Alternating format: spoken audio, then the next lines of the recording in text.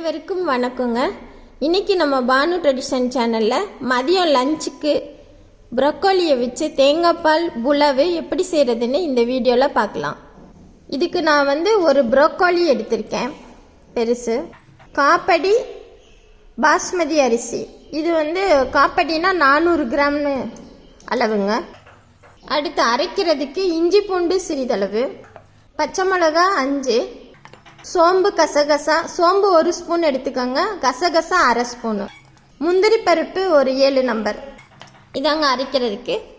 தாளிக்கிறதுக்கு நெய் 4 ஸ்பூனு, எண்ணெய் 4 ஸ்பூனு, பட்டை ஏலக்காய் கிராம்பு சிறிதளவு, பிரிஞ்சி இலை 2, நீலவாக்கில் நறுக்கின பெரிய வெங்காயம் 1, கல்லுப்பு 2 ஸ்பூனு. பால் எடுக்கிறதுக்கு நம்ம தேங்காய் பால் தான் எடுத்து ஊற்றணும். பால் எடுக்கிறதுக்கு அரை முடி தேங்காய், புளிக்காத தயிர் 3 ஸ்பூனு. இவ்வளோதாங்க. வாங்க எப்படி செய்யலான்னு பார்க்கலாம். முதல்ல அரிசியை கழுவி நல்லா ஒரு தடவை கழுவிட்டு கொஞ்சம் தண்ணி ஊற்றி ஊற வச்சுருங்க. 15 நிமிஷம் ஊறட்டும். அடுத்து ப்ரோக்கோலியை எப்படி சுத்தம் பண்ணி எடுத்துக்கோங்க. இந்த மாதிரி கொஞ்சம் சின்ன தண்டு இருந்தால் கூட நம்ம நறுக்கி போடலாம், சாதம் தானே போட்டுக்கலாம். நறுக்கின ப்ரோக்கோலியை சுடுதண்ணியில் கல்லுப்பு போட்டுட்டு 2 நிமிஷம் ஊற வச்சுட்டு கழுவி எடுத்துருங்க. ஊற வச்ச பாஸ்மதி ரைஸை தண்ணியை நல்லா வடிச்சிருங்க மூடி போட்டு. இப்போ ஒரு வடைச்சட்டியை வச்சு அதில் நெய் போட்டு நம்ம இதை வறுக்க போகிறோம். லைஸாக உதிரியாக வர்ற அளவுக்கு வறுக்கணும். பாருங்க, இந்த 2 ஸ்பூனு நான் நெய் ஊற்றிக்கிறேன் இதில் அரிசியை வறுக்கிறதுக்கு. அரிசியை இதில் சேர்த்துடலாம். அடுப்பை மீடியம் ஃப்ளேமில் வச்சுக்கோங்க. கொஞ்ச நேரம் கிண்ட வேணாம். லேஸ் அப்புறம் பாஸ்மதி ரைஸ் உடஞ்சிடாமல் லைட்டாக கிண்டிக்கோங்க.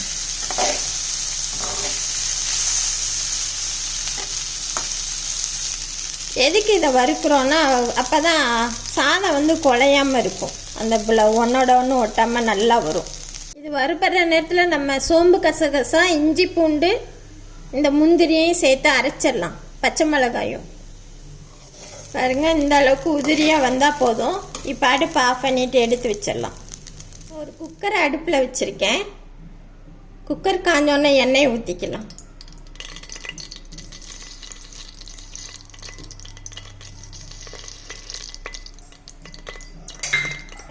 எண்ணெய் காஞ்சிடுச்சு. சோம்பு போட்டுறேன், பட்டை, கிராம்பு, ஏலக்காய், அந்த பிரியாணி இலை இதை சேர்த்துக்கலாம். அடுத்து நறுக்கின பெரிய வெங்காயத்தை சேர்த்துக்கலாம்.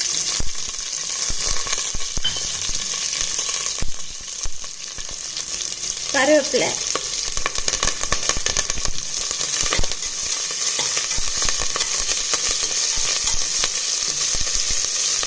வெங்காயம் கொஞ்சம் வதங்கினோன்னே நம்ம அரைச்ச விழுதை சேர்த்துடலாம்.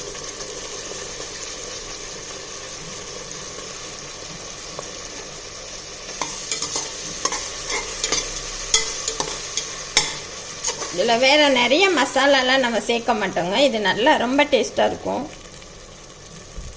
இதில் என்னென்னா இஞ்சி பூண்டு, பச்சை மிளகா, சோம்பு கசகசா, இது மட்டும்தாங்க இது அரைச்ச, அதனால ரொம்ப நல்லாயிருக்கும். கொஞ்சம் பச்சை வாசனை போனோன்னா நம்ம ப்ரோக்கோலியை சேர்த்துடலாம்.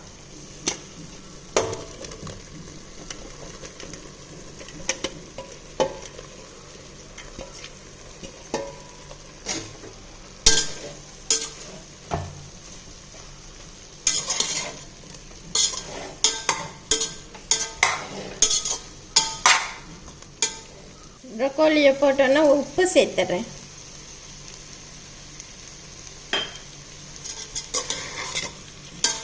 ப்ரோக்கோலி கொஞ்சம் பெருசாக தாங்க போடணும். ப்ரோக்கோலியில் அதிக அளவில் சத்து இருக்குது, நார் சத்து அதிக அளவில் இருக்குது. ஒமேகா 3 அதிக அளவில் இருக்கிறதுனால உடம்புல உள்ள கொழுப்பை கரைக்குது. வெயிட் லாஸ் பண்ணணும்னு நினைக்கிறவங்க இதை அடிக்கடி உடம்புல சேர்த்துக்கலாம். அந்த வெள்ளை காலிஃப்ளவரை விட இந்த ப்ரோக்கோலியில் அதிக அளவில் சத்து இருக்குங்க.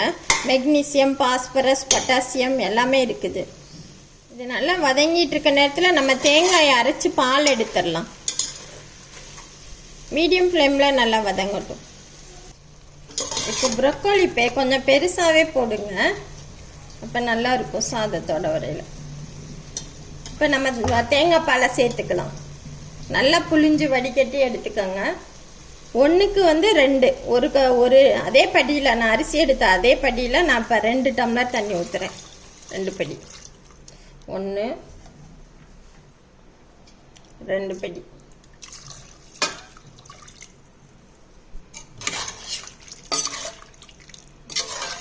இப்போ எல்லாமே சேர்த்துட்டோம்.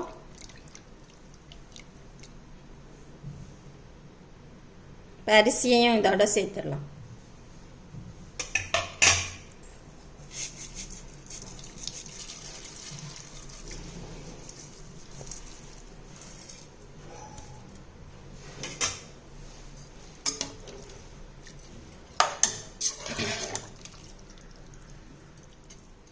மீதி இருக்க நெய்யையும் நான் இதோட சேர்த்துறேன்.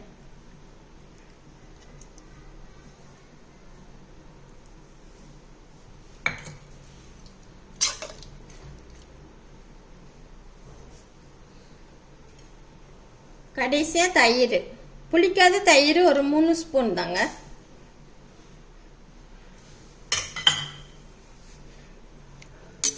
இதில் நம்ம காரத்துக்கு வெறும் பச்சை மிளகாய் மட்டும்தான் சேர்த்துருக்கோம், அதே கரெக்டாக இருக்கும் உங்களுக்கு. இப்போ குக்கரை மூடிடலாம். வெயிட் போட்டுட்டு கரெக்டாக ஒரு விசில் விட்டுக்கோங்க. ஒரு விசிலில் ஆஃப் பண்ணிடணும். குக்கரை ஆஃப் பண்ணிடுறேன், அவ்வளோதான். குக்கர் நல்லா ஆறிடுச்சுங்க. இப்போ எப்படி இருக்குன்னு பார்க்கலாம்.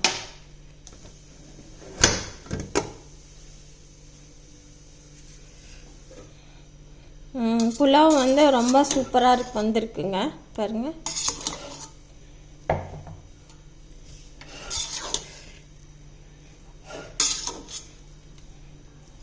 இந்த அரிசி உடையாமல் நீளமாக அழகாக இருக்கும், கமகமன் வாசனையாக இருக்குது.